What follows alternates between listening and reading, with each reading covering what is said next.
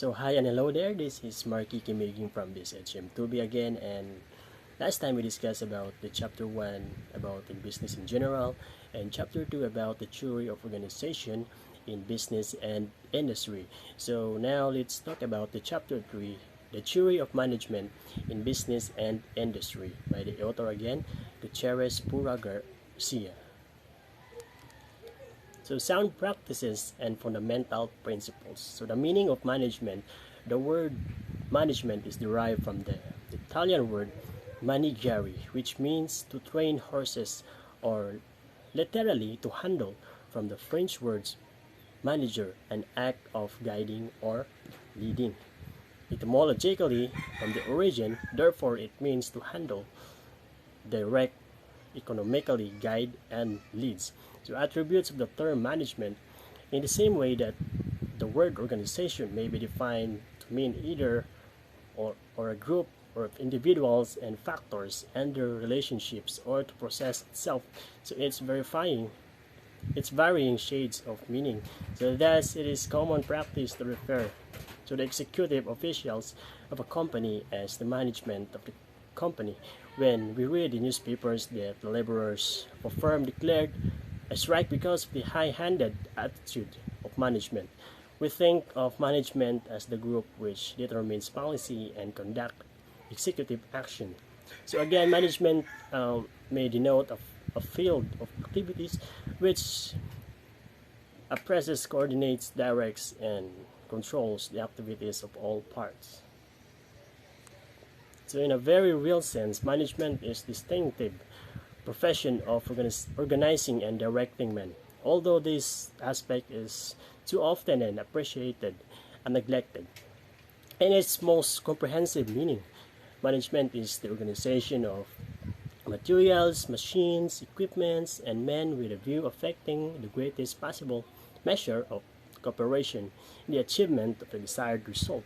So in the light of the foregoing consideration described, the word management, the following definition may be arrived at. First, management is the art and science of organizing, preparing, and directing human efforts applied to control the forces and to utilize the materials of nature for the benefit of man. So second, management in the development of all people and not the direction of things. So third, management is the scientific utilization of men, money, and materials to accomplish a desired purpose. So lastly, fourth, management is simply stated and defined as the getting of things then through the efforts of other people. So it's now the relationship between management and organization. What are the relationship between management and organization? So in the previous chapter and in the procedures, so we mentioned the different and varied definition of organization and management. So however, in actual usage, say in the operation of business concerns, they are generally interchanged or jointly and inseparably applied. So organization, for instance, is considered as the relationships of the structural elements in business, including the individuals to carry on the work to accomplish that desired purpose, and management as the planning, directing, controlling, and coordinating of those elements. So the structural factors, better remember as the 5 M's, are men, materials, machines, methods, and money. So these are utilized by management or coordinated, directed, and controlled in order to get the work performed or accomplished. So who is management? So traditionally, management means one individual or a small group of key people who make the significant decision and keep the policy-making power and function as an absolute power over the organization. So and keep the policy-making power and function as an absolute power over the organization. In a sole proprietorship, it would be the owner. So in a big company, it would be the directors or key executives. So management is also good changes in business activities, so could be affected in short notice. For example, there were many companies in the United States during the Second World War, so which on short notice had to liquidate their normal business and convert to the production of new war products and quite frequently on a scale many times later than the former production. So the above mentioned effective changes were the results of intelligence, the planning, so they capable by doing a performance and fine teamwork. In other words, that was a good management. So when is management considered successful? So management is said to be successful when it makes industries efficient, and this efficient is measured correctly in terms of quality and quantity of products produced with a minimum effort at the least possible cost. So functions of management.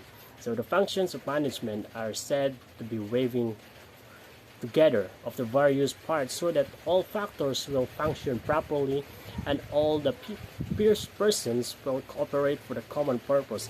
So especially management has the following functions. We have the planning, the coordinating, directing, controlling.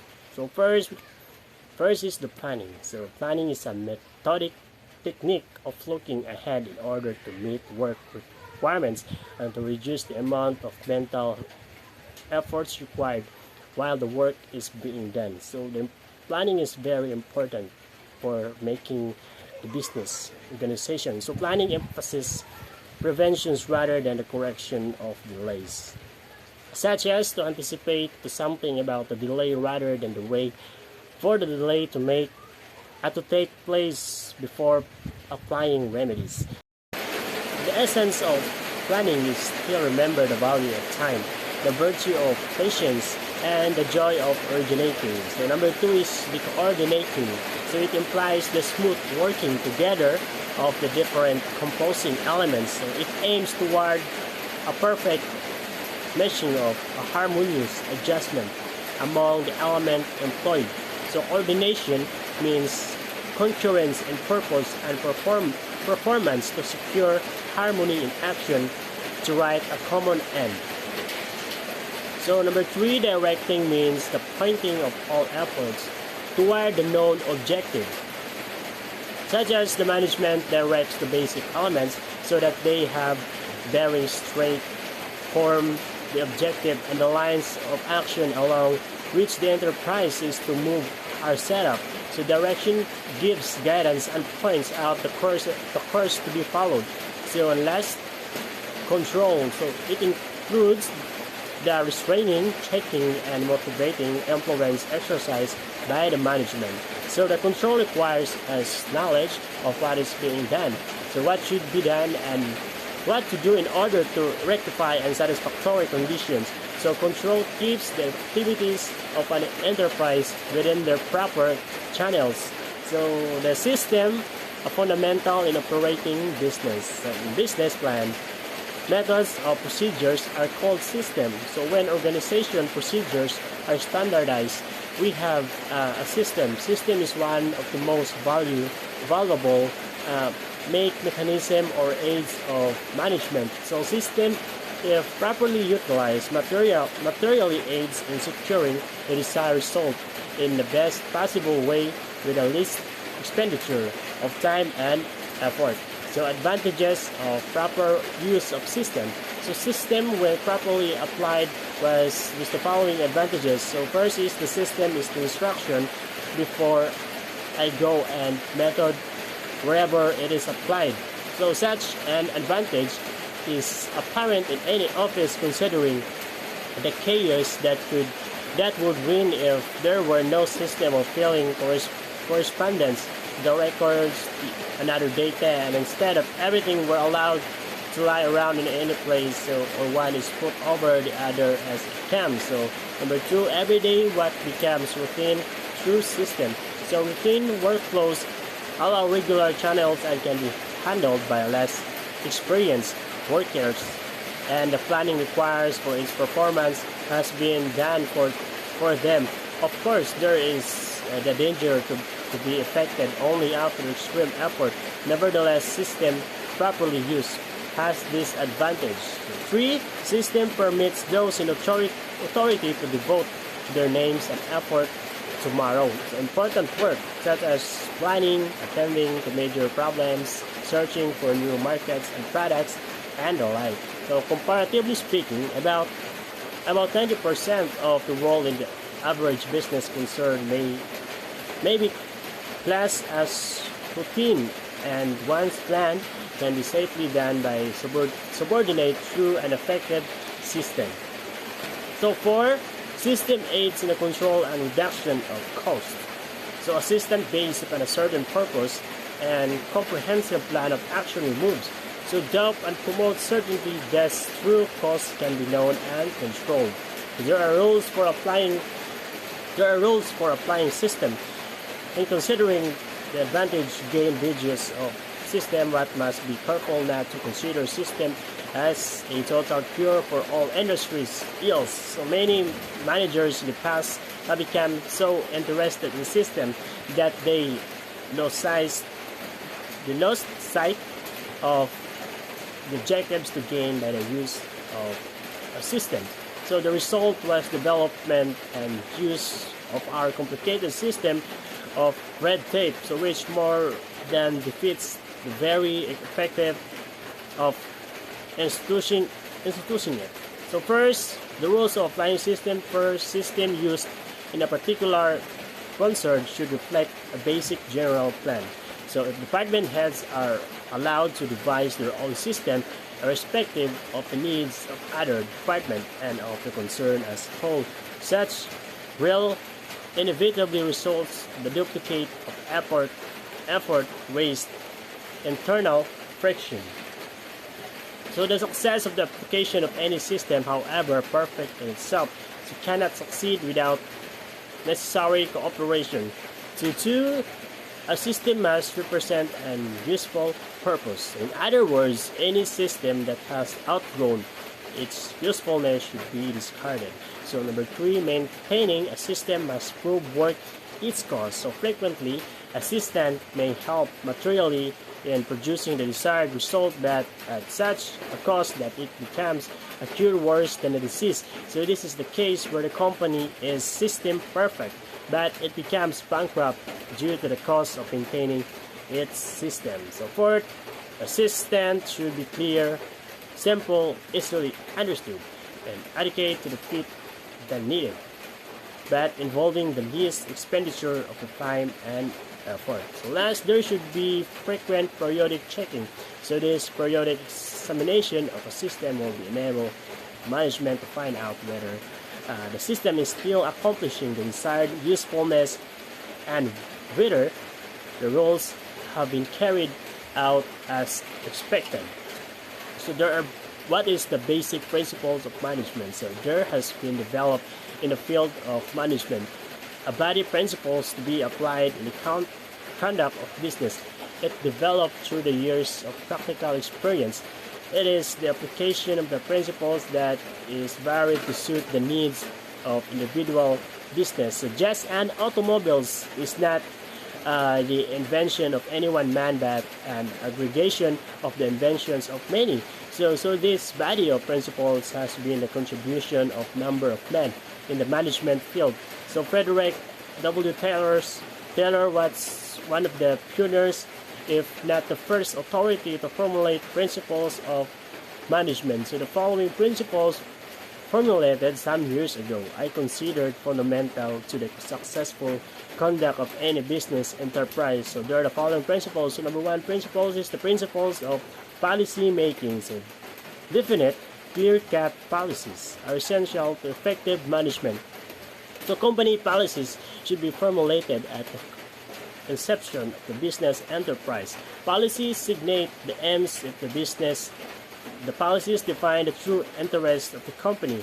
So they deals to be achieved and outline broadly the methods to be used in their accomplishment. So the policies should be defended and comprehensive yet elastic. So they give a basis for action. So setting forth a goal to be aimed and at that means and approximate methods to be used in arriving at the end. So policies might be broadly classified as general company policies, major policies, and department policies, always bearing in mind, however, that they are not three distinct classes about the rather stages and development of the same underlying idea. So in turn, the managers of the manufacturing and sales departments formulate the necessary policies for the respective department so as to carry out effectively the company's policy. A sales policy to be following by all salesmen would be departmental policy. So the principles of improvement and adjustment. Thus, to be successful, business must advance, it cannot remain dormant. So the management of a company is responsible for the continual development of the business. A company which brings out a new successful product has a distinct advantage over its competitors. The company which continually improves its methods and system and management labor relationships progresses, while the company which is contented with things as they are slips backwards. So the principles of balance. So the secure proper development of business and efficiency in operation. A company must be internally balanced. So if one function in a business is given attention more than the other functions, so let me shall get out of balance. So it is the duty of the chief executive to keep the company as a whole in balance. On the other hand, it is duty of each department head to keep the various units and its department in balance. So an illustration of the principles may be had in the case of successful manufacturing concerns which employees and new sales manager. The new sales manager, a man of prodigious creative ability and imaginative talent, convince this general manager of the need for tremendous expansion of the selling effort. As a result, the company opened branch offices all of the islands, engaged in extensive advertising and promotional campaign, opened up their manufacturing plants in anticipation of increased volumes of sales, placed order for a mountain of raw materials to feed the production lines until the company found itself heavily indebted, able to meet its obligation, and eventually going into bankruptcy. So the principle of relationship of task and accomplishment. So a person works best and accomplishes most when he is given a definite job to be completed in a given time. So the work being of nature for which he just mentally and physically suited. So the broad application and the principle is the most rated and selective employment by means of which management endeavors to find a person best fitted for the work, who can be chosen through the use of job specification, taking into consideration the training and experience of each applicant. So many should see to it that the skills and abilities of the workers are fully utilized. So if full productivity from the workers, it's not something for the company loses. So management should be examined critically its method and organization. We are following questions to consider. So though facilitate top productions, are the placement and employee training methods effective? Is the supervision adequate? So 5. Principle of individual effectiveness. So individual effectiveness is increased through training and improved working conditions. So selection of the employees is initially the important factors to consider, but no matter how well selected an employee is, his performance is still capable of improvement no matter how small a part workers plays in the business. It should be certain dirty and understand so how to do the job given to him. So business concerns have found that it pays to construct the workers in the particular work he is to do. So learning correct methods and sequence work enable the workers to do the work accurately, quickly, and economically, because incorrect and useful movements have been eliminated. So number 6, the principle of simplicity. All elements which are not essential to successful operation should be eliminated, and all those retained should be applied in the simplest way. This principle of effective organization is also a principle of sound management. In small business concerned, there is quick action in your business. However, action is lower because many persons are involved in the company to a large extent. Operates through the written instructions, reports and records. There is therefore delayed action and thus expense, and increased service to customers is also slower. So the simplest system, already simplest method which will accomplish the desired result, is the best way of doing the work. So number 7 is the principle of specialization. Scientific distribution of work results in a specialization of effort and task. Specialization refers to the narrowing of the field of activity. In medicine, a general practitioner would treat all diseases that may affect person, but physicians may specialize or limit himself to disease of the eyes, ears, nose, and throat. In the same manner, specialization is applied in the field of management. So the sales manager becomes an expert sales and the industrial relation manager specialized in labor management relations. The product engineer is specialized in designing product if his firm and sees to it that this product meet the critical eyes of the customer. Number 8, the principle of the standardization. Whenever practicable, best practices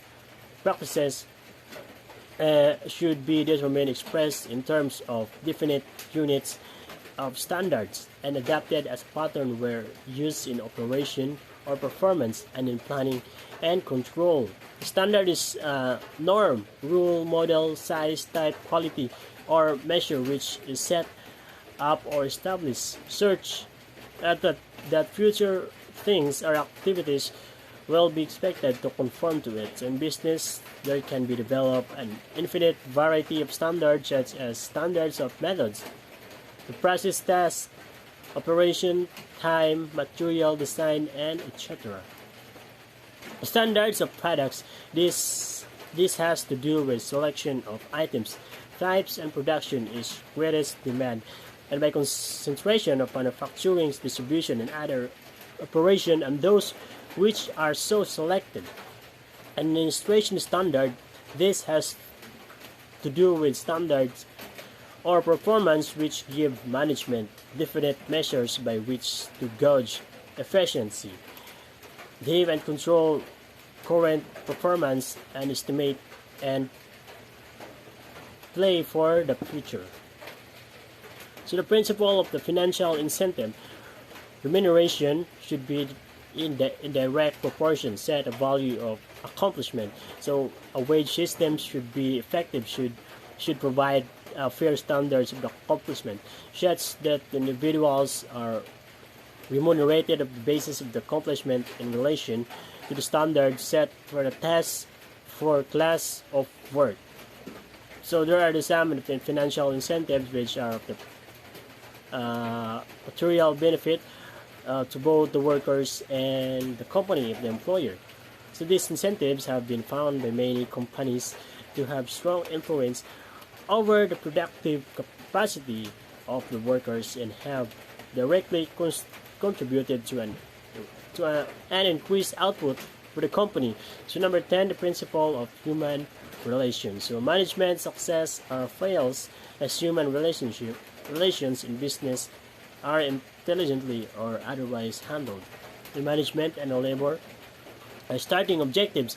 Both desire the business to prosper. Security depends upon the prosperity. Both want fair treatment. Management and its dealing with labor, and labor and its dealing with management. So intelligence handling of human relationship requires establishment of sound company labor policies and strict adhere to them in part of the line executive and supervisions.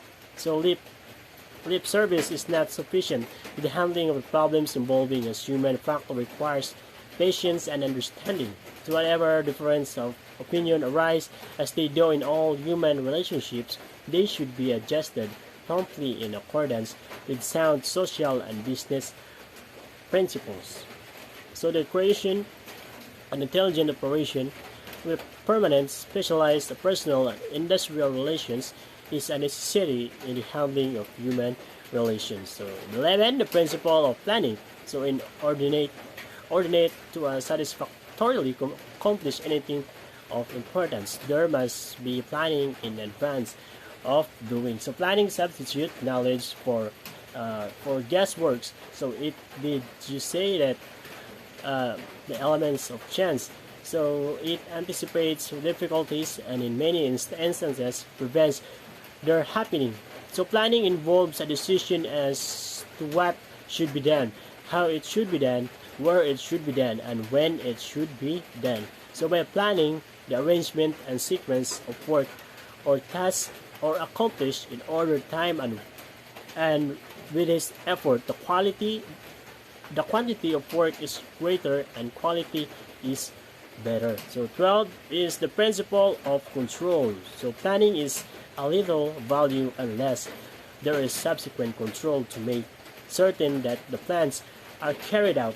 After the plans have been made and instructions issued, those in charge must have sound means of determining whether the plans are being carried out. In many instances, determining is done through observation of the work in process of examination or the finished job. So number 13 is the principle of cooperation. So the efforts of two or more individuals working as a unit toward a common goal are greater than the sum of the efforts of the individuals working as individuals. We may say that 1 plus 1 results in a total greater than 2 because of cooperation. So the principle of cooperation is self-explanatory. So cooperation is nothing more than teamwork. So the effects of teamwork are evident to all. So cooperation in business enterprise implies the full utilization or the experience and intelligence of all concerned. So number 14, the principle of leadership. Wise leadership is the most important single factor in successful operation. So the principle holds equally true for a company as a whole, a department, or a gang of workers. Good leadership implies the following: the ability to do what one sets out to do, the spirit to carry on until the test is set is accomplished, the personality and ability to win, cooperation and loyalty, the skill to direct and control the efforts of others. So 15, the principles of delegation of authority and responsibility. So decisions should be made at the lowest practicable organization level.